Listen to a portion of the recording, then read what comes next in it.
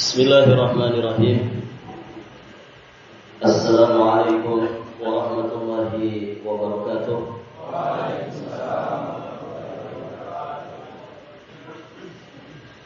Alhamdulillah hamdan katsiran thayyiban mubarakan fihi kama yuhibbu rabbuna wa yarda.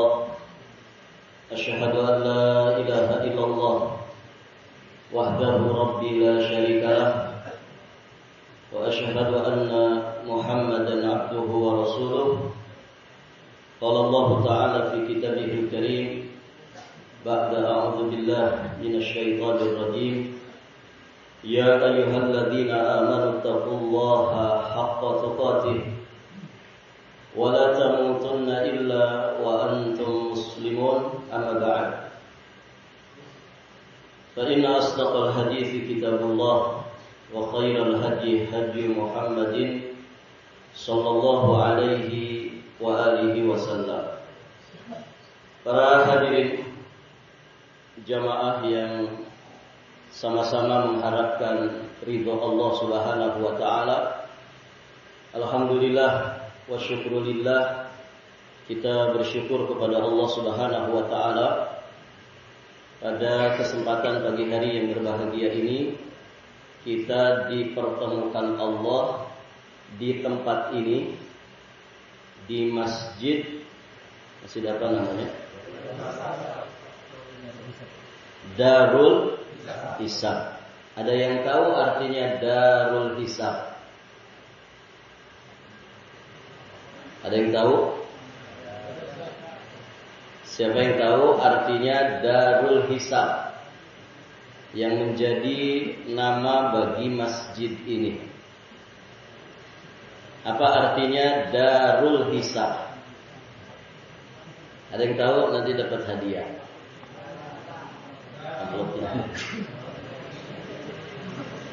Siapa yang tahu artinya Darul Hisab? Kan hari-hari sholat di sini ya.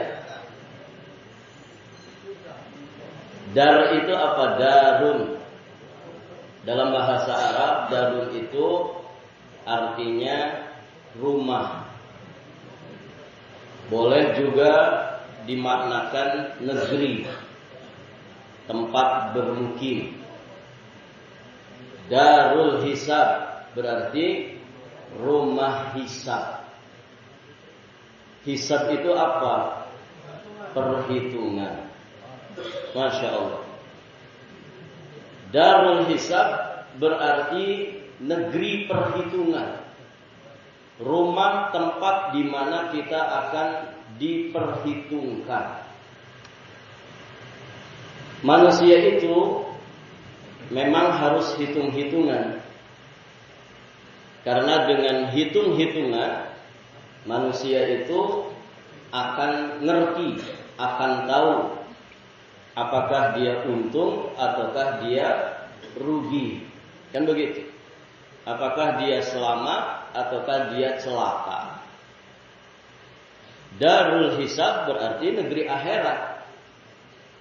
Karena di dunia ini negeri tempat kita beramal, tidak ada hisab. Loh, saya dihisab sampai akhirnya misalkan masuk ke sini. Yaitu kan sebagian saja. Hisab di dunia itu tidak sempurna. Yang sempurna itu hanya di kehidupan akhirat. Perhitungan di akhirat itulah perhitungan yang sempurna. La yugadiru saghiratan wala kabiratan illa ahsaha. Allah itu tidak pernah meninggalkan sesuatu sekecil apapun, bahkan sampai perkara yang terbesar, melainkan semuanya akan diperhitungkan, akan dihisab oleh Allah Subhanahu wa taala. Kalau hisab-hisaban di dunia bisa saja meleset, begitu ya. Sejatinya mungkin banyak orang-orang yang punya kasus lebih besar dari jamaah yang hadir di sini, di luar sana. Mungkin banyak orang-orang yang punya kasus lebih besar daripada kasusnya kita. Tapi ternyata mereka melenggang begitu saja, merasa aman, tidak terjerat dengan yang namanya hukuman. Itu bukti bahwa dunia ini sejatinya bukan negeri hisab. Karena perhitungan yang dilakukan manusia itu tidak sempurna. Yang sempurna itu perhitungan Allah Subhanahu wa taala.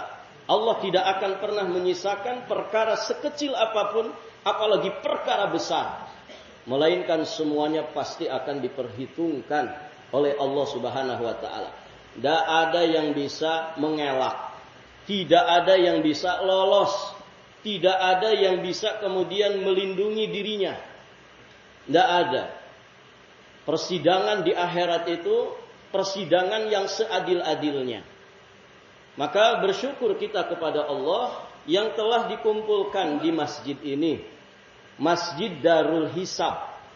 Semoga saat kita beribadah, ruku sujud, mengabdi dan munajat kepada Allah di masjid ini, kita selalu teringat bahwa suatu saat nanti ada hisab yang lebih sempurna, ada hisab yang lebih besar, itulah hisab di kehidupan akhirat.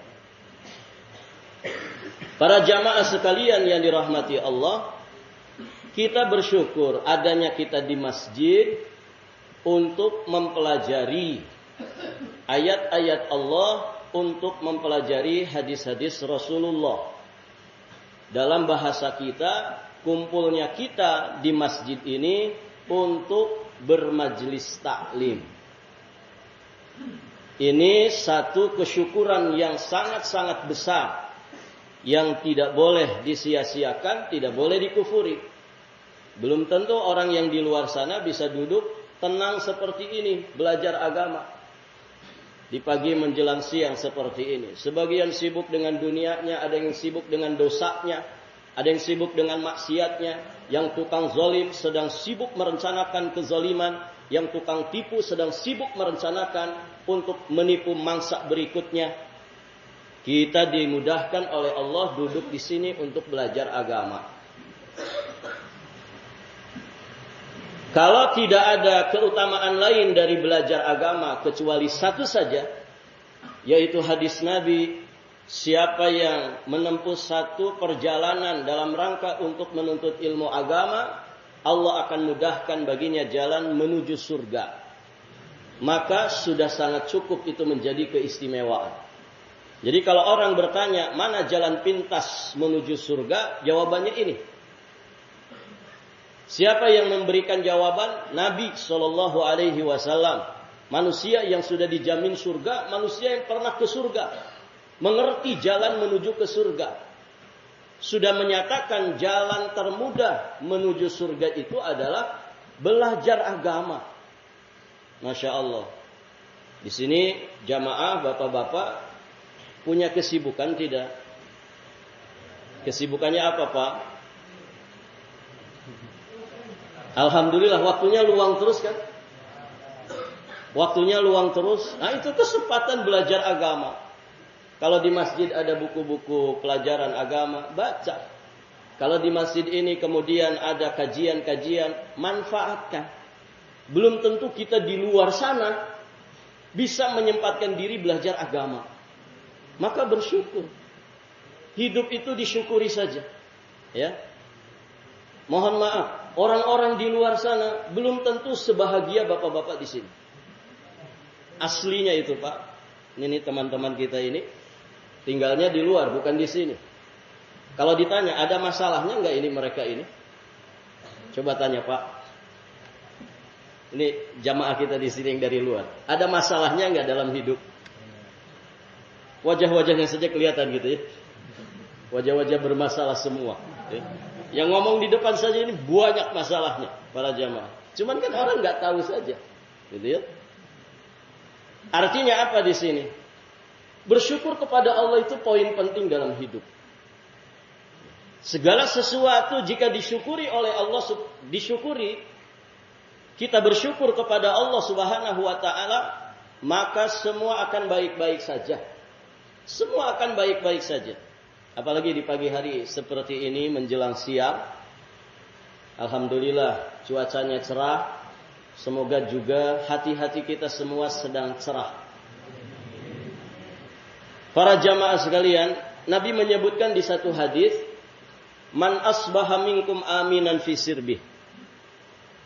Siapa yang bangun di pagi hari, masuk di waktu pagi, dalam keadaan dia aminan fi sirbih, aman di tengah-tengah keluarganya, aman di tengah-tengah lingkungan tempat tinggalnya, mu'afan fi jasadi, sehat jasadnya, indahu qutu yaumi, dan dia memiliki perbekalan untuk hari itu, cukup makanannya untuk hari itu saja. Kenapa untuk hari itu? Karena besok belum tentu milik kita. Orang kaya, Pak, nggak ada yang bisa menjamin besok masih hidup. Orang-orang yang berpangkat, berjabatan, yang punya fasilitas serba luar biasa, tidak ada yang bisa menjamin besok masih milik dirinya. Maka kata Nabi, orang kalau di pagi hari sehat jasadnya, dia kemudian aman di tengah-tengah keluarga dan lingkungannya, kemudian dia punya bekal untuk hari itu. Cukup makan 3 kali sehari. Di hari itu saja. Apa kata Nabi? Ketika 3 nikmat ini terkumpul, faka'annama hizat lahu dunya bihadza firiha. Maka seolah-olah dunia itu dikumpulkan seluruhnya untuk dirinya. Ini standar kecukupan yang disampaikan oleh Nabi. Cukup orang itu kalau mendapatkan 3 nikmat ini dalam kesehariannya. Ada orang, Pak, hartanya katanya 7 turunan gak akan habis. Tapi kerjaannya bolak-balik ke rumah sakit cuci darah. Kira-kira nikmat gak? Kurang nikmatnya. Ya kan? Ada orang sehat, ada orang punya harta kekayaan yang cukup, tapi tidak aman lingkungannya.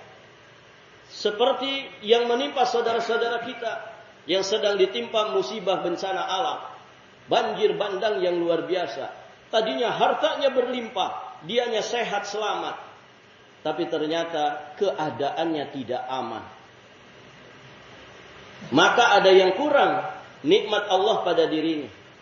Nah, kalau 3-tiganya terkumpul, sejatinya kita seolah-olah mendapatkan dunia beserta seisinya. Saya tanya ke jamaah di sini. Kira-kira 3 nikmat tadi itu ada nggak pada jamaah semua? Ada nggak, Pak? Pertama, nikmat aman. Pada aman di sini? Ini tempat paling aman, Pak. Lihat. Semua dikunci. Aman, Pak. Dijaga, penjagaannya berlapis, gitu ya. Ini tempat paling aman, ya. Bapak jangan khawatir di sini. Ini tempat paling aman. Iya tidak? Masya Allah, aman kita di sini. Yang kedua, apa tadi? Sehat. Pada sehat semuanya di sini? Masya Allah, sehat, Pak. Ya, alhamdulillah. Coba Bapak ke rumah sakit di sana. Ada yang sedang sesak nafas, ada yang sedang pasang ring jantung, ada yang sedang mau operasi ginjal, ada yang mau sedang cangkok ginjal, ada yang patah tulangnya, macam-macam orang di rumah sakit. Ya, saya dari Balikpapan, ya, ketika nganter mertua rahimahullah taala, pasang ring jantung, orang pasang ring jantung, Pak, ngantri di rumah sakit, ngantri kayak orang ngantri di tempat beli obat itu. Ngantri. Mau pasang ring jantung. Masya Allah. Ada yang jantungnya ada ringnya di sini? Masya Allah. Berarti Bapak lebih sehat dari mereka. Ya. Satu lagi tadi apa? Punya makanan untuk hari ini. Masya Allah. Pada punya? Dijamin. Asli dijamin. Ya kan? Tidak kurang makan, Pak? Masya Allah. Berarti Bapak dapat dunia dan seisinya. Masya Allah. Ya kan? Simpel ternyata hidup untuk bahagia itu. Standar kecukupan yang disampaikan oleh Nabi itu betapa sederhana dan simpel sekali. Cuman mohon maaf, manusia itu memang seringnya berkeluh kesah. Ya. Bapak Ibu yang dirahmati Allah. Ada ibu-ibu enggak? Enggak ada. Tapi di rumah ada kan Pak? Istrinya masih setia Pak? Hah? Atau pindah ke hati yang lain? Semoga setia ya. Setia menanti kepulangan Bapak. Begitu. Doakan saja, doakan. Ya Allah, jangan sampai dia ke hati yang lain. Baik. Jamaah bapak-bapak yang dirahmati Allah. Karena nggak ada ibu-ibunya. Tadi sampai di mana pembahasan kita? Hah? Bentar, minum dulu ya. Mohon maaf saya kurang sehat tenggorokan.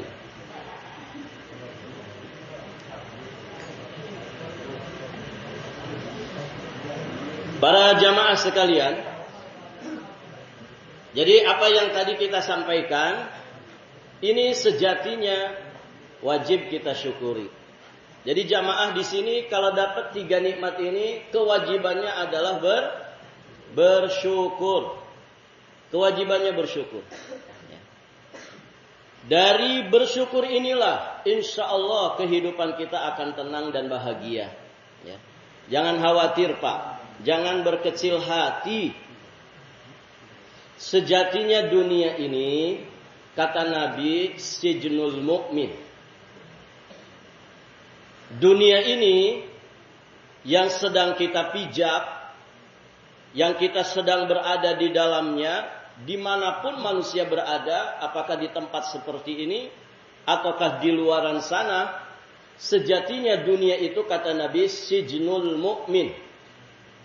Dunia itu adalah penjaranya orang beriman.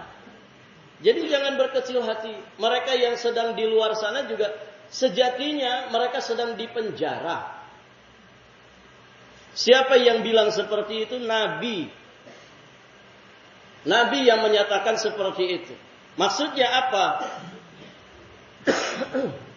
Manusia itu tidak bisa hidup sebebas-bebasnya. Tanpa aturan. Tidak bisa.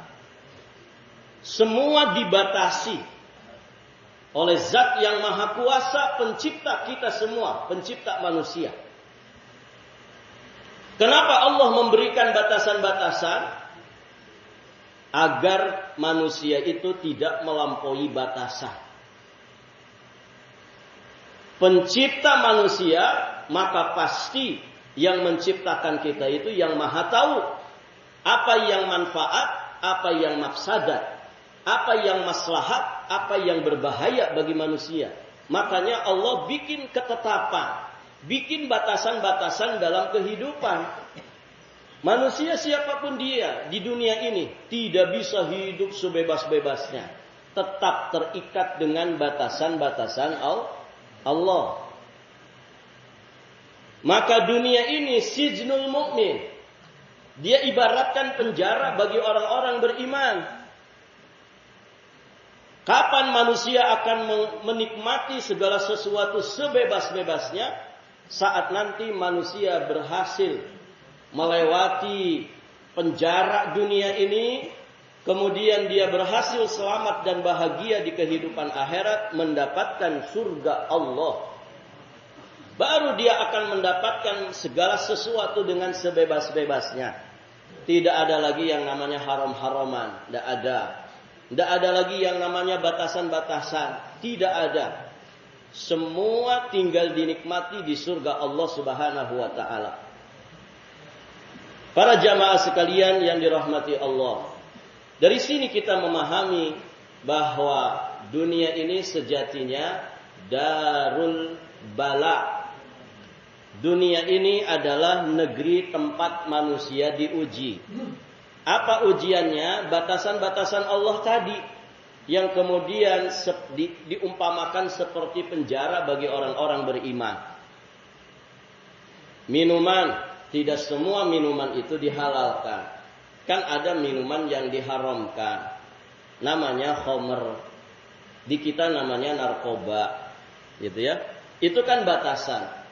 Allah menghalalkan semua jenis minuman kecuali sedikit yang diharamkan. Kita bisa minum air yang tidak berwarna, kita juga bisa minum air yang berwarna. Air yang tidak berwarna maksudnya air tawar. Air yang berwarna ada air susu, ada air madu.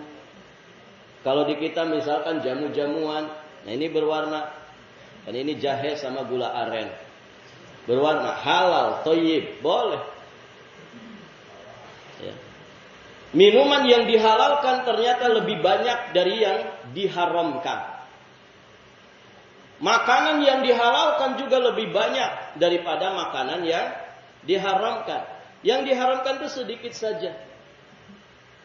Sebagai bentuk kasih sayang Allah dan sebagai ujian bagi manusia. Nah, para jamaah sekalian yang dirahmati Allah Subhanahu wa taala. Semua manusia yang hidup di alam dunia ini pasti diuji. Dan Allah Subhanahu wa taala sudah menyatakan itu. Di awal-awal surat Al-Ankabut, Allah Subhanahu wa taala berfirman, "Ahasiban nas ayyutraku ayyaqulu amanna wa hum la yuftanun." Apakah manusia mengira mereka akan dibiarkan begitu saja mengucapkan kalimat iman? Kita semua alhamdulillah sudah mengucapkan kalimat iman.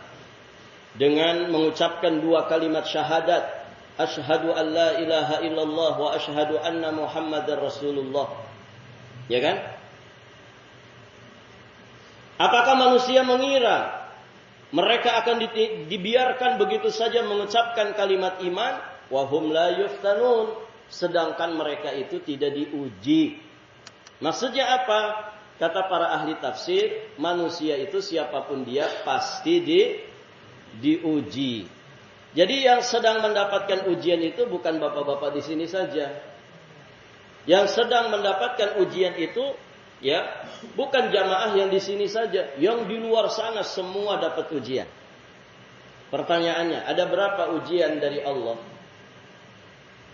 Ada berapa, Pak? Banyak sekali.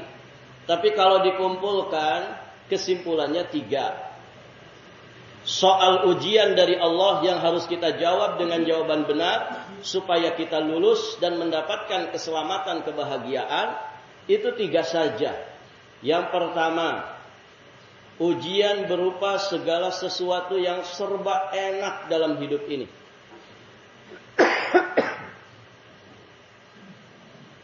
Ujian yang serba enak. Apa saja yang serba enak? Oh, banyak sekali. Kalau dirincikan banyak. Ya. Sehat, ya.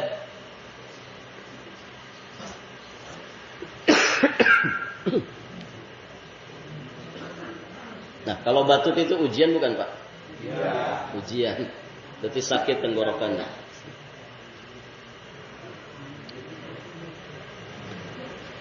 Jadi yang pertama, segala sesuatu yang serba enak dalam hidup ini. Yang kedua, segala sesuatu yang menjadi lawannya, yang tidak enak dalam hidup ini. Kalau sehat berarti lawannya sakit. Kaya berarti lawannya miskin. Dan demikian seterusnya. Kemudian yang ketiga,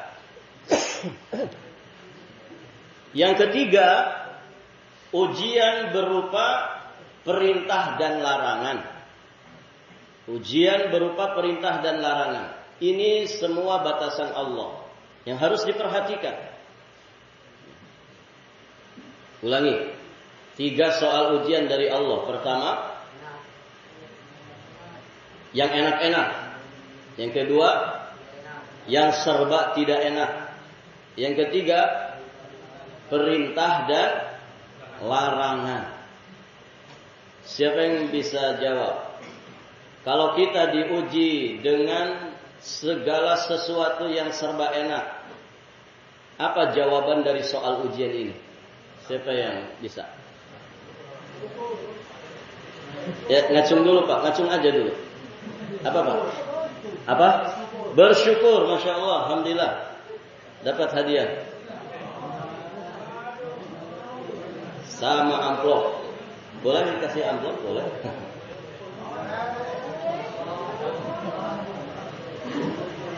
Yang kedua, siapa yang bisa jawab? Ngacung dulu. Ngacung dulu. Siapa pertanyaannya? Kalau kita diuji dengan segala sesuatu yang serba tidak enak, kunci jawabannya apa? Yang ngacung dulu tadi. Nah, Bapak dapat.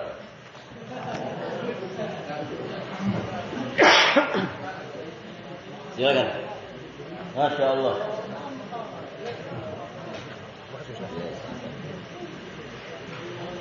Satu lagi, siapa? Satu lagi. Ngacung dulu. Belum, pertanyaannya belum.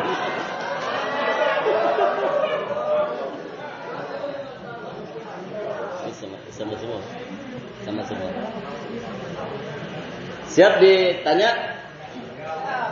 Tadi kan, kalau kita diuji dengan segala sesuatu yang serba enak, kunci jawabannya syukur.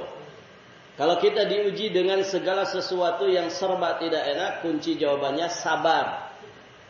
Nah, satu lagi.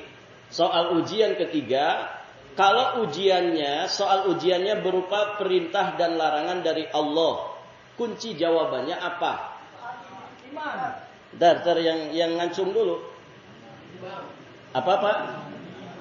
Iman. Ada kalimat lain, ungkapan lain? Enggak salah, cuman belum tepat. Takwa. Bisa takwa. Tapi ada ungkapan lain yang lebih pas? Ikhlas. Tawakal. Sabar. Apa? Taat. Masya Allah. Itu kunci jawaban yang pas. Ini parfumnya habis. Silakan.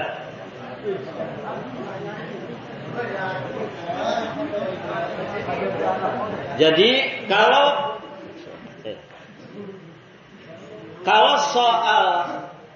soal ujiannya berupa perintah, kan ada perintah di dalam Quran, ada perintah di dalam hadis. Kemudian soal ujiannya ada larangan, perintah dan larangan Allah. Kunci jawabannya taat, ditaati, ya kan? Sama kita kalau berlalu lintas, ya, ada S di strip merah gini, apa? Larangan atau perintah? Larangan, berarti dilarang stop di situ. Kalau ada P di lalu lintas, kemudian di strip merah begitu, berarti dilarang parkir. Nah, perintah dan larangan itu ya ditaati. Kunci jawabannya ditaati. Perintah ditaati dengan dikerjakan sebaik-baiknya. Larangan ditaati dengan cara ditinggalkan sejauh-jauhnya. Begitu. Para jamaah yang dirahmati Allah. Nah, berarti semua manusia itu sedang diuji. Orang kan banyak ya yang mengira, aduh, saya sedang diuji. Kenapa? Ya saya ada di sini, berarti saya sedang diuji. Iya, betul, itu ujian. Tapi jangan menganggap orang yang di luar sana itu nggak diuji. Orang kaya itu kekayaannya ujian. Orang yang sedang bebas di luar sana, kebebasan mereka itu sejatinya ujian bagi dirinya. Orang yang sehat sejatinya dia pun sama, sedang diuji dengan kesehatannya. Ujian kenikmatan sehat. Pun demikian orang yang sedang sakit sejatinya, dia juga diuji dengan penyakitnya. Nah, banyak manusia yang menyangka ujian itu hanya yang serba tidak enak saja. Itu memang ujian. Tapi bukan berarti orang yang sedang merasakan kenikmatan, kemudian nikmatnya itu bukan ujian bagi dirinya. Maka dari sini kita memahami manusia itu seluruhnya siapapun dia sama seperti kita. Mereka semua peserta ujian. Peserta ujian yang bisa lulus, bisa juga tidak lulus. Maka sekali lagi, jangan berkecil hati. Tugas kita itu adalah cari ridho Allah Subhanahu wa ta'ala. Itu tugas kita. Waridwanu minallahi akbar. Waridwanu minallahi akbar. Ridho Allah Subhanahu wa ta'ala, ridho dari Allah itu lebih besar kenikmatannya. Bahkan kalau dikatakan apa yang lebih nikmat dibandingkan dengan surga Allah, ya ridho Allah. Karena ridho itu sifatnya Allah. Surga itu makhluknya Allah. Maka tugas kita cari ridho Allah. Orang kalau hidupnya orientasi obsesinya adalah ridho Allah, manusia itu kecil bagi dirinya. Dipuji dia tidak akan terbang. Dicaci dia tidak akan pernah tumbang. Begitu. Lurus, tegak lurus menggapai ridho Allah.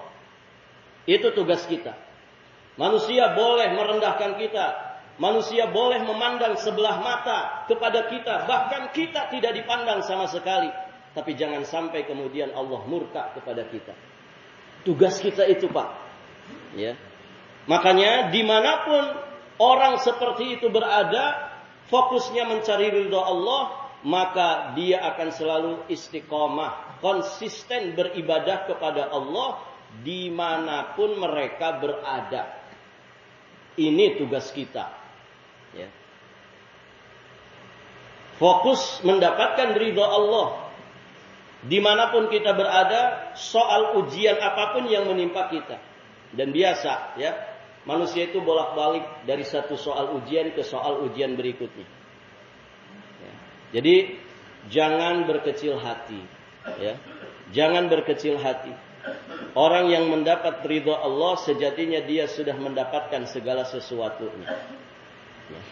Syukuri apa yang ada, kemudian sabari ujian yang sedang diterima, dan tetaplah istiqomah di dalam mengabdi dan beribadah kepada Allah Subhanahu wa ta'ala.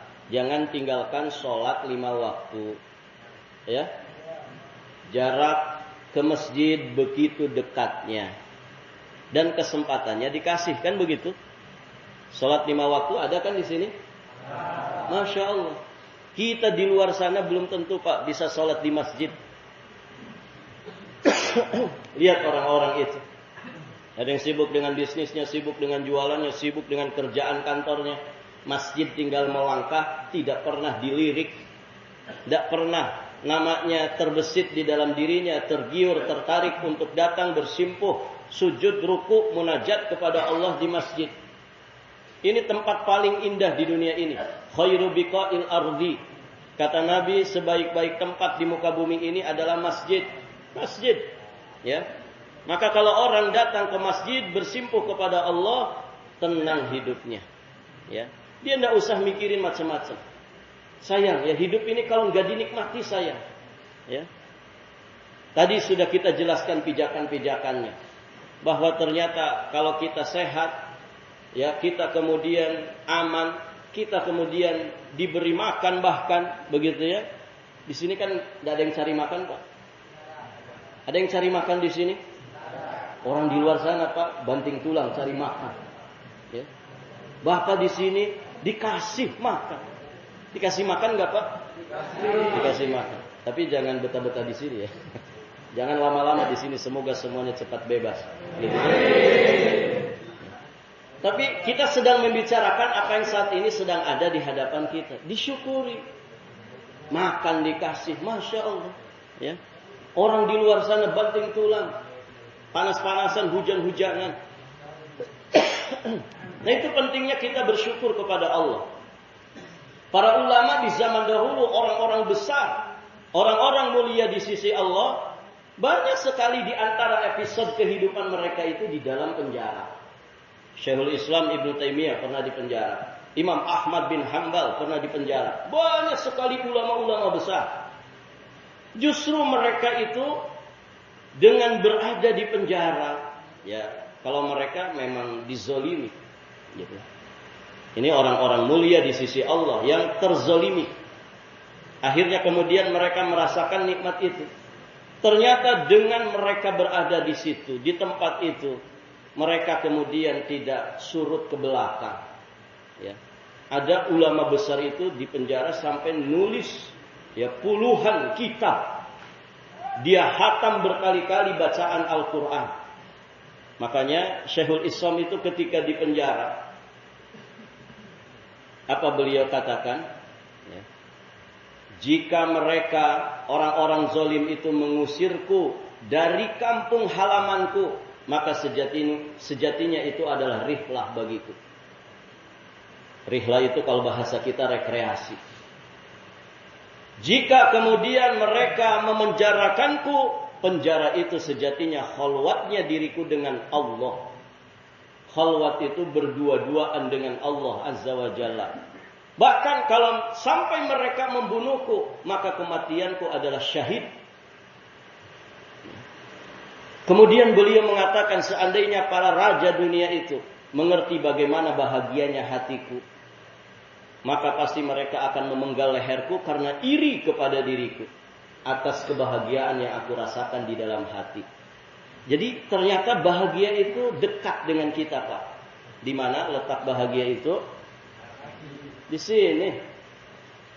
Ya, di sini. Letak bahagia itu di sini, bukan di sini. Ini apa? Ini apa? Ini jari. Letak bahagia itu bukan di duit. Letak bahagia itu bukan di sini. Apa di sini? Pangkat, jabatan. Bukan. Letak kebahagiaan bukan di penampilan. Kebahagiaan itu sangat dekat dengan kita. Di sini. Di sini. Ya. Yakin bahwa kebahagiaan itu di sini. Makanya Syekhul Islam Ibnu Taimiyah sampai mengatakan, mereka bisa memenjarakan jasadku, tapi mereka tidak bisa memenjarakan hatiku yang seluas langit dan bumi. Orang bahagia di sini, maka sesempit apapun penjara yang menyiksa dirinya, tidak akan pernah menghilangkan kebahagiaan yang ada di sini. Bukan di duit. Ada ibu-ibu, Pak. Ada ibu-ibu curhat sama Ustaz. Ustaz, saya tidak bahagia. Itu kalimat pertama. Kenapa, Bu, tidak bahagia? Enggak dikasih nafkah sama suaminya? Enggak, Ustaz. Saya 1 bulan dijatah sama suami 80 juta. Bersih. Adakah yang ngasih istrinya 80 juta sebulan? Enggak ada. Kelihatan kok dari wajah-wajah. Ini si istri ini dikasih 80 juta 1 bulan oleh suaminya.